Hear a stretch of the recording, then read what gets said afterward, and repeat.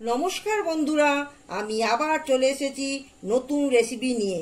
আজকের রান্নার recipe mutton ভাপা।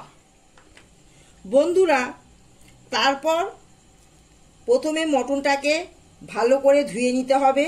তারপর ওতে পেঁয়াজ কুচি ভেজে দিতে হবে, সর্ষের তেল 1 চামচ, আদা রসুন বাটা 2 চামচ, টক দই 2 চামচ, লঙ্কা হলুদ গুঁড়ো 2 চামচ, ভাজা মশলা 1 চামচ। সব মশলা ভালো করে মেখে তারপর আলু সেদ্ধ করে ওতে দিয়ে দেবো। স্বাদ মতন লবণ, টমেটো কুচি দিয়ে তাতে ওতে দিতে হবে। তারপর একটু গরম মশলা গুঁড়ো দিয়ে ছড়িয়ে দিতে হবে। তারপর ওর ওপর ধনেপাতা কুচি আর বাটার 2 চামচ দিতে হবে।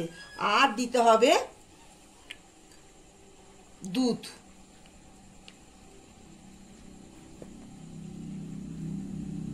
মশলা আমি করে রেখেছি, দিয়ে মাপচাপ করে রেখেছি। তারপর আমি হাঁড়ির জল সেদ্ধ করে ফুটবে যখন, তখন এইটা বসিয়ে দেবো।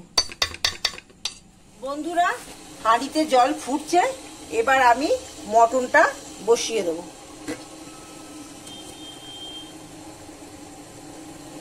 ভাপাতে সেদ্ধ হবে।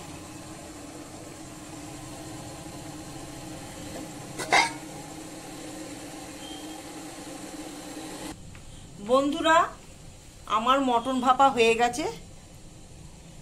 এই যে দেখুন, মটন ভাপা হয়ে গেছে। ভিডিওটি ভালো লাগলে লাইক, শেয়ার, সাবস্ক্রাইব করবেন। টাটা।